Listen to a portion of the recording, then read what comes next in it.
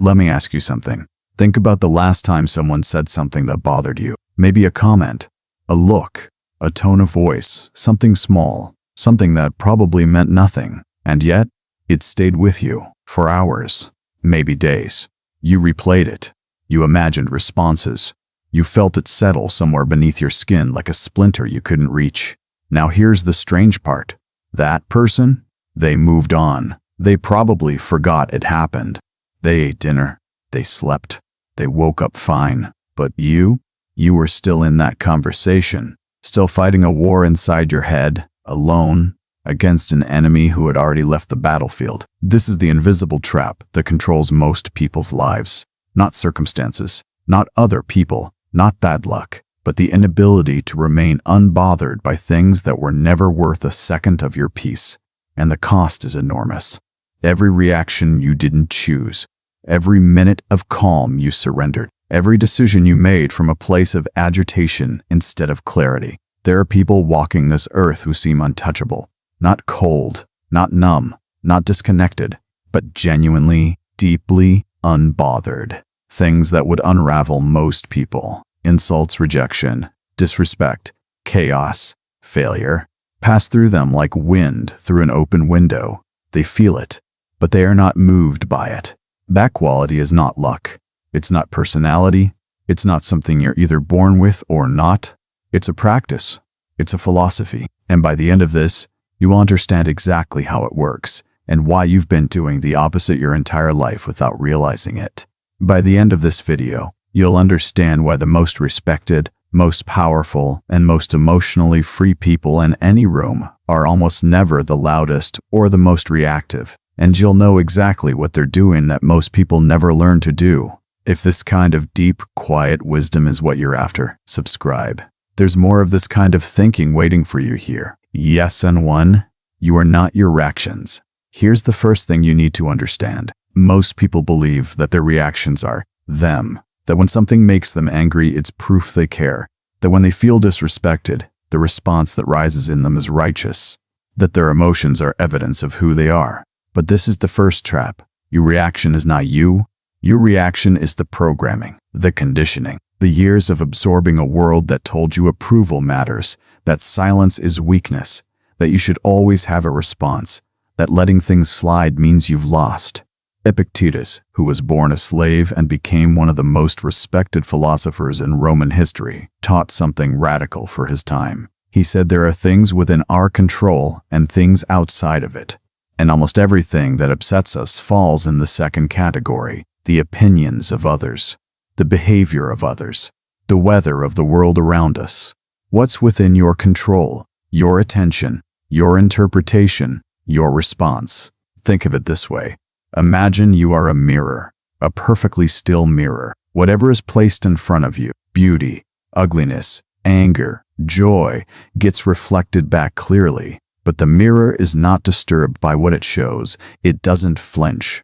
It doesn't change shape. It remains exactly itself regardless of what it encounters.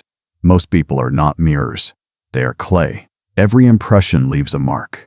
The practical shift here is simple but not easy. The next time something irritates you, before you react, pause. Even one breath. That one breath is the space between stimulus and response. In that space lives your entire freedom. You are not your first impulse. Your first impulse is your conditioning, who you choose to be after that impulse. That is your character. Lesson 2. The cost of being controlled. Here's what nobody talks about. Every time you react without choosing to, you pay a tax. Not with money, with energy, with clarity, with time, with the version of yourself you could have been in that moment. Think about someone who spends their morning angry because of traffic. They arrive at work already depleted, already on edge. Their first conversation is flavored by a frustration that has nothing to do with the person in front of them. One small irritation cascades into a diminished day, and nobody even notices. They just experience the version of you that got rattled by cars on a road. Seneca wrote about this more than 2,000 years ago, and his words feel almost uncomfortable in their accuracy. He described how most people waste their lives, not through dramatic failure, but through slow leakage. The energy spent in unnecessary anger, the hours lost to worry, the days given over to grievances that solved nothing. He called it the theft of time. And the thief, he said, is rarely outside of you. Most people don't realize how much of their inner life they are hemorrhaging, not through great catastrophes, but through 1,000 small surrenders. Someone posts something online and you feel a flicker of irritation. You spend 20 minutes composing a response in your head. Someone at work takes credit for something and you simmer in resentment for a week. Someone you barely know says something dismissive and you spend 3 days rehearsing what you should have said. Multiply this across a year, across a life. How much of your life has been spent in this invisible war against things that were never worth your attention? The emotionally free person has learned one thing more deeply than most. Their inner life is the most valuable territory they possess, and they guard it accordingly, not because they don't care, but because they care about what actually matters, and everything else is noise. Lesson 3. Why silence is more powerful than most people now. Have you ever noticed how the most composed people in any room tend to speak less than everyone else? This is not a coincidence. Most people treat every moment of discomfort as a problem that needs to be solved with words. Someone says something cutting, respond. Someone challenges your opinion, defend. Someone disrespects you, prove them wrong. There is this deep anxiety in most people about letting anything go unanswered, as if silence means agreement or weakness or defeat. But here's what they miss. Silence is not the absence of power. Silence is often the fullest expression of it. Think of a mountain during a storm. The wind screams, the rain pounds. Thunder tears across the sky, and the mountain does nothing. It doesn't argue with the wind. It doesn't try to stop the rain. It simply stands, unchanged, unmoved, unapologetic in its stillness. That image is not passivity. That image is dominance. Marcus Aurelius governed one of the largest empires in history and was surrounded by conspiracy, criticism, war, and betrayal. His private journals, never meant to be read by anyone, show a man in constant conversation with himself, watching his own reactions, questioning his own impulses, training himself to respond rather than react. He never wrote about winning arguments. He wrote about maintaining clarity. When someone tries to destabilize you with their words or their behavior, the instinct is to push back. But the Stoic move is something different. It's to recognize that their ability to disturb you is power you are giving them, power they did not earn. Withdraw that power. In practice, this looks like letting things pass that don't deserve a response. It looks like walking away from arguments you could win but shouldn't enter. It looks like choosing not to explain yourself to people who have already decided what they think. Not because you are weak, but because your peace is worth more than their opinion. The person who cannot be provoked cannot be controlled, and the person who cannot be controlled is free. Stoic Forge. The trap of needing to be understood. This one runs deep. Most people don't just react because they're hurt. They react because they desperately need to be understood. They need the other person to see what they see, to acknowledge what happened, to validate the reality of their experience. And when that validation doesn't come, when the other person shrugs, deflects, argues, or simply doesn't care, the reaction intensifies, not just because of what happened, but because of the invisible need underneath it. This need to be understood is one of the most quietly destructive forces in emotional life. Here's the painful truth. Most people will never fully understand you, not because they're bad people, but because they're living inside their own experience, their own fears, their own stories.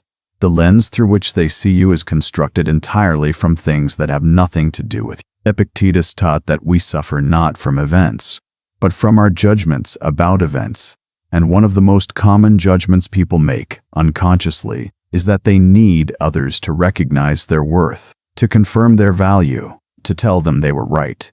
When that confirmation doesn't come, people chase it. They over-explain. They argue past the point of reason. They bring up old grievances. They send one more message. They make one more phone call. All in pursuit of something the other person may not be capable of giving. The deeper shift here is this. Stop seeking validation from people who are not qualified to judge you, and recognize that your worth is not a verdict anyone else gets to deliver. Imagine a tree with deep roots. The wind comes and the branches move, dramatically, visibly, but the tree does not fall. Because what holds a tree is not the stillness of its branches, it's the depth of its roots. Your roots are your relationship with yourself, your clarity about who you are and what you value. When that is solid, genuinely solid, not just performed, you don't need anyone to confirm it for you. The person who is unbothered is not someone who stopped caring what people think. It's someone who stopped meeting people's thoughts to sustain their sense of self. Chabayes, the psychology of overreaction. Let's talk about something most people never look at directly. Why do some things bother us so much more than they should? You can handle a difficult conversation at work with composure, but then someone cuts you off in traffic and you're furious for an hour. You can receive real criticism about your work and process it calmly, but then a stranger online makes a sarcastic comment and it stays with you for days. This is not random, there's a pattern underneath it. The things that bother us most intensely are usually not about the event itself. They're about what the event represents, what it triggers beneath the surface. Someone ignores your message, and the feeling isn't just annoyance. It's the quiet fear of not mattering. Someone gets credit for your work, and the feeling isn't just irritation. It's the wound of being invisible. Someone is dismissive in a meeting, and the emotion isn't just frustration. It's something older, something that recognizes that feeling from somewhere else. This is not weakness. This is human. The emotional brain does not timestamp memories. It cannot always tell the difference between what is happening now and what happened 15 years ago that left a mark. But here's what changes when you understand this. The next time you find yourself reacting with an intensity that seems disproportionate, stop. Not to suppress the feeling, but to ask, what is this actually about? What is this feeling underneath the feeling? Because when you can see what's being triggered, really see it, with honesty, it loses much of its power over you. Seneca described this as the examined life in motion. Not just philosophical reflection in peaceful moments, but the active practice of witnessing yourself while you're being tested, watching the storm while you're inside it. Most people can reflect after they've reacted. The real practice, the harder, more transformative practice, is to develop enough self-awareness to catch the reaction before it owns you. This doesn't happen overnight. But every time you pause and ask, what is this really about? You are building a kind of inner distance between you and your conditioned patterns. And in that distance, eventually, lives freedom. Lesson 6. How boundaries are built from the Einstein out. Most people think boundaries are about what you say to other people. They're not. Boundaries are about what you decide. Inside yourself, you are no longer willing to experience. The words you say to others are simply the communication of an internal reality that already exists. And when people try to set boundaries from the outside in, when they announce limits they haven't actually committed to, those boundaries collapse under the first real test. Think about someone who keeps returning to a relationship or a dynamic that drains them, even after they've told themselves and others they're done, not because they're weak, but because internally they haven't actually changed the value they place on their own peace. The boundary is words. The internal landscape hasn't shifted. Marcus Aurelius wrote extensively about the idea of the inner citadel, the idea that inside every person, behind all the noise and the emotion and the external chaos, there is a place that cannot be touched, a core of the self that remains sovereign, if you choose to protect it. Building that citadel is not dramatic. It doesn't look like a confrontation. It looks like the quiet daily decision to stop tolerating what diminishes you, starting with what you tolerate in your own thoughts. Because here's the pattern most people miss. Before anyone else can violate your peace, you have usually been doing it to yourself first, ruminating on insults, rehearsing arguments, catastrophizing outcomes, diminishing yourself in the quiet of your own mind. The real boundary isn't, I won't let you speak to me that way. The real boundary is, I refuse to rehearse this conversation in my head for 3 days. When that inner boundary is solid, the outer ones require almost no effort. You don't need to announce them loudly. You simply live them. And people who can't work within that reality naturally fall away. Lesson 7. The discipline of not explaining yourself. There's a particular temptation that quietly undermines confident people. The temptation to explain. Someone questions your decision. Someone doubts your capacity. Someone misunderstands your motivation. And the impulse is immediate and powerful. Let me explain. Let me give you the context. Let me show you the reasoning. Let me help you understand why I did what I did. Sometimes explaining is appropriate. Sometimes clarity serves a real purpose. But there is a version of explaining that is not about clarity. It is about anxiety. It is about the fear that if they don't understand, they will judge you. And if they judge you, that judgment will carry some kind of weight. The Stoics had a name for this kind of relationship with others' opinions. They called it the phantom fear. The fear that isn't really about danger, but about the discomfort of being misunderstood or disapproved of. Epictetus was clear on this.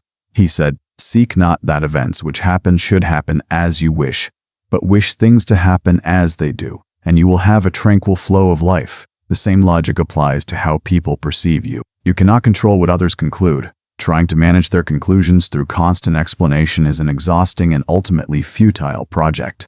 There is something deeply powerful about a person who does what they do, calmly, clearly, without need for approval, and leaves others to form their own opinion. Not from arrogance, not from indifference, but from the genuine freedom that comes when your actions are rooted in your own values, rather than in what you need others to think of you. Like a river. A river does not explain itself to the stones it flows around. It does not justify its course. It simply moves, shaped by its own nature, indifferent to the geography it encounters. Be more river, less apology. Less an oath. Emotional strength is not emotional. Suppression. Here's a common misunderstanding about everything we've discussed. Staying unbothered does not mean not feeling. It does not mean becoming stone. It does not mean swallowing every emotion until you become a person who no longer knows what they feel. That path doesn't lead to freedom. It leads to a different kind of prison. Stoicism is frequently misunderstood as emotional coldness.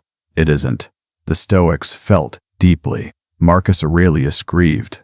Seneca wrote about love and loss with an intimacy that surprises most first-time readers. Epictetus spoke about the care for other people with genuine warmth. What they practiced was not suppression. It was sovereignty. There's a difference.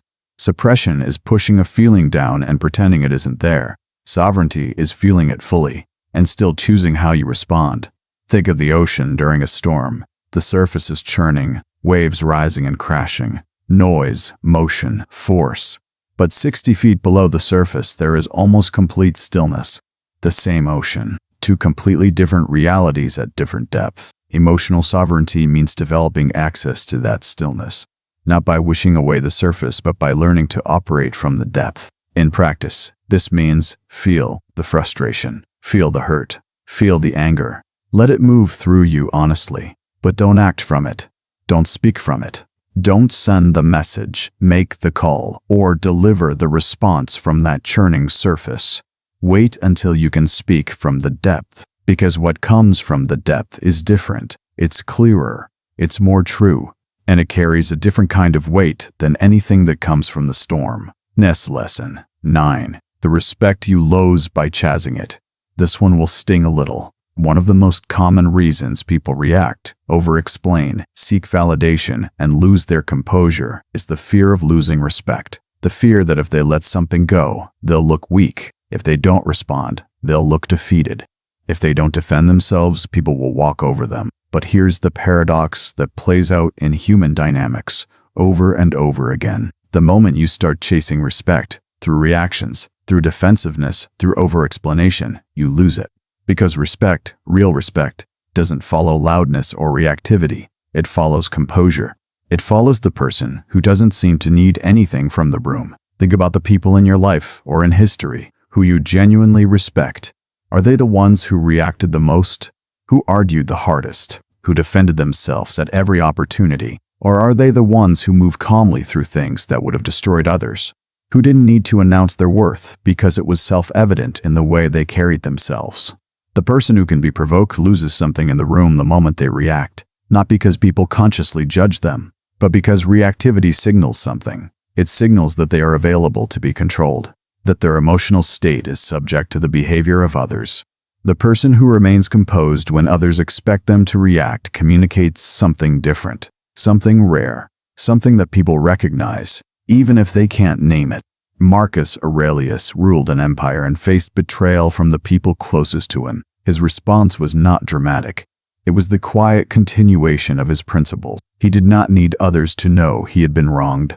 He did not require their validation to remain who he was. That quality, that refusal to be diminished by what others did, is the foundation of lasting respect. And it starts with respecting yourself too much to surrender your composure for anyone. Lesson 10.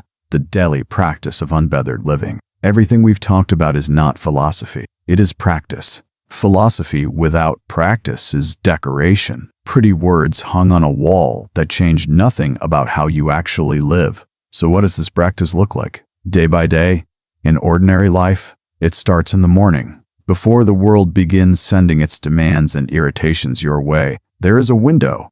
Most people fill it immediately with their phone, with the news, with other people's urgency. The Stoics understood this window as sacred.